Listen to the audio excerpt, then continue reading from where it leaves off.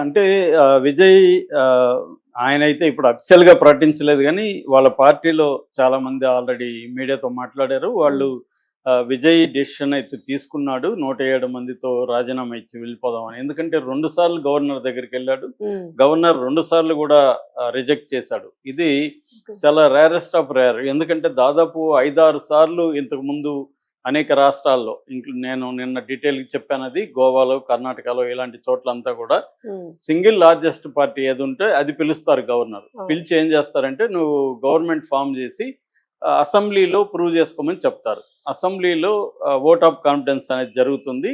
So, విశ్వాస తీర్మానం అంటారు. దాన్ని పెట్టి ఎవరైనా మెజారిటీ ఉందా లేదా చూస్తారు. హ్మ్. సో, రెండోదేందంటే ఎవరు క్లెయిమ్ చేయట్లేదు. మేము గవర్నమెంట్ ఫార్మ్ చేస్తామని ఇటు ఏఐడీఎంకే గాని, డీఎంకే గాని క్లెయిమ్ చేయట్లేదు. అవును. ఇంకా ఉన్నవే ఆ 2 పార్టీలే.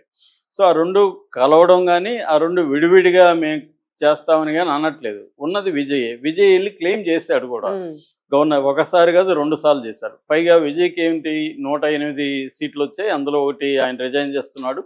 ఇంకొకటి మళ్ళీ కంటెస్ట్ చేయాల్సి ఉంటది కాబట్టి 107 సీట్లున్నాయి. హ్మ్. ప్లస్ కాంగ్రెస్ ఒక 5 మందినిచ్చింది. సో, 107 ఒక 5 112 అవుతాయి. సో, హ్మ్. 112 సీట్లున్నప్పుడు ఇంకా ఆయనకు కావాల్సింది కేవలం 6 మందే. 6 మందికి కొంత టైం కావాలి గదా! ఇప్పటికిప్పుడు నువ్వు తీసుకురా 118 మందంటే అవును. ఇప్పుడు పొత్తులనేవి రకరకాల విషయాలు డిస్కస్ చేయాల్సి ఉంటది. కన్విన్స్ చేయాల్సి ఉంటది. కొంతమంది ఏవో గొంతమ్మ కోరికలు కోరతారు. వాళ్ళతో మాట్లాడాల్సి ఉంటది. వీటికి టైం గావాలి ఎప్పుడైనా. అంతవరకి టైం గావాలంటే మినిమమ్ 2 వీక్స్ అన్నా కావాలి. ఈ 2 వీక్స్ లోపల గవర్నమెంట్ ఆల్రెడీ డిజాల్వ్ అయిపోయింది. రాజీనామా చేసేసాడు స్టాలిను. హ్మ్. ముఖ్యమంత్రి లేడు. మరి గవర్నర్‌కి బాధ్యత లేదా? ఒక రాజ్యాంగ ప్రతినిధిగా ఉండి గవర్నరు ఇలా చేయడం ఏంటన్న విమర్శలు సీరియస్‌గా ఉన్నాయి. హ్మ్. దాంతో ఇప్పుడు ఇంకొక వాదన పైకొచ్చిందేందంటే, అది దాన్నేమంటారు? రిసార్ట్ పాలిటిక్స్ అనేవి స్టార్ట్ అయినాయి. హ్మ్. ఆల్రెడీ డీఎంకే ఎమ్మెల్యేలని ఒక దగ్గర పెట్టింది. అట్లాగే ఏఐడీఎంకే పాండిచ్చేరిలో, పుదుచ్చేరిలో పెట్టింది ఎమ్మెల్యేలు. సో, అంటే విజయ్ లాగేసుకుంటాడేమో. హ్మ్. యాక్చువల్‌గా ఇదే ప్లేస్‌లో బీజేపీనో ఇంకేదన్నా సీజనల్ పెద్ద పార్టీ ఉంటే ఈ పార్టీకి లాగేసుకుండు. అవును. విజయ్‌కి అట్లాంటివి చేయొద్దని ఒక ఆయనకి ఐడియల్స్ ఉన్నాయి. మనం ఎవరిని లాగేయకూడదు.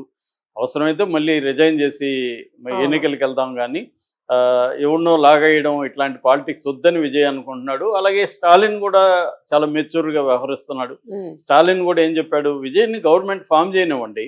మేము 6 నెలలు టైం ఇస్తాము. ఎందుకంటే ఆయన అనేక హామీలు ఇచ్చాడు. అవన్నీ నెరవేర్చడానికి ఒక హనీమూన్ పీరియడ్ లాగా ఒక 6 నెలలు టైం ఇస్తాము. హ్మ్. దాని తర్వాత మేము నిలదీయడం మొదలుపెడతాము. ప్రజల తరపున పోరాడతాం. మేము ప్రతిపక్షంలో కూర్చోవడానికి రెడీగా ఉన్నాము. హ్మ్. మాకు ప్రజలు ప్రతిపక్షంలో కూర్చోమని మ్యాండేట్ ఇచ్చారు కాబట్టి మేము ప్రజల తీర్పుని మేము శిరసావహిస్తామని హ్మ్. స్టాలిన్ చాలా ఎంతో మెచ్యూర్డ్‌గా మాట్లాడాడు. హ్మ్. రెండోది అతని స్ట్రాటజీ కూడా ఉంది. ఎందుకంటే ఇప్పుడు విజయ్‌ని గాని రంగంలోకి రానీయకపోతే ఏఐడీఎంతో కలిసి గవర్నమెంట్ ఫార్మ్ చేస్తే బీజేపీ ఏఐడీఎం రూపంలో బీజేపీ తమిళనాడులోకి అడుగుపెట్టేస్తుంది. అవును. మొత్తం తన కబ్జాలోకి వెళ్ళిపోతుంది. దాని బీజేపీ కంటే కూడా విజయ్‌నే మనం యాక్సెప్ట్ చేయొచ్చు. హ్మ్. ఎందుకంటే విజయ్ తమిళవాడు, బీజేపీకి యాంటీగా ఉన్నాడు. రెండోది కాంగ్రెస్‌తో కలిసాడు అనే యాంగిల్‌లో స్టాలిన్ ఉన్నాడు. సో, ఈ నేపథ్యంలో విజయ్ ఇప్పుడు ఒక సంచలనమైన నిర్ణయం తీసుకున్నాడు. అది 107 మందితో రాజీనామాకెళ్ళిపోదామని అనుకుంటున్నాడు. హ్మ్. కేసీఆర్ మనకు తెలుసు గతంలో చాలా సార్లు అలాగే రాజీనామాకెళ్ళి మళ్ళీ ఎన్నికల్లో పాల్గొని అవును. వచ్చేవాడు. అలాగా విజయ్ కూడా చేయాలనేది అనుకుంటున్నాడు. అయితే దీని పట్ల టీవీకేలోనే చాలా భిన్నాభిప్రాయాలున్నాయి. హ్మ్. టీవీకే చాలామంది ఏందంటే ఇది ఏదో లేక లేక మనకు అనుకోకుండా వచ్చింది. ఇప్పుడు మళ్ళీ రిజైన్ చేసిపోతే అన్ని సీట్లు వస్తాయో రావో తెలీదు. అవును. ఎందుకంటే డీఎంకే వాళ్ళు, ఏడీఎంకే వాళ్ళు ఈసారి హోరాహోరీగా పోరాడతారు. వాళ్ళకేందంటే విజయ్‌ని ఇంతకుముందు లైట్‌గా తీసుకున్నారు. ఈ స్థాయిలో వస్తదని ఎవరు అనుకోలేదు. హ్మ్. ఇప్పుడు మళ్ళీ 107 గ్యారంటీగా ఇది విజయ్ సీట్లని వాళ్ళకి తెలుసు కాబట్టి గట్టిగా కొట్టారనుకో, ఈసారి ఒక 10 పోయినాయనుకో అవును. వరస్ట్ అంటే. అవును. మరి ఉన్నవి కూడా అదేదో అంటారు. చాలా టైంకసలు ఉన్నది కూడా రాదు. ఊడుతుంది. సో, సమీకరణాలు ఎలా ఉంటాయో తెలీదు. అవును. మనకి ఇంకా పార్టీ స్ట్రక్చర్ లేదు. మనం ఏందో ఒక దీంట్లో వచ్చేసాము.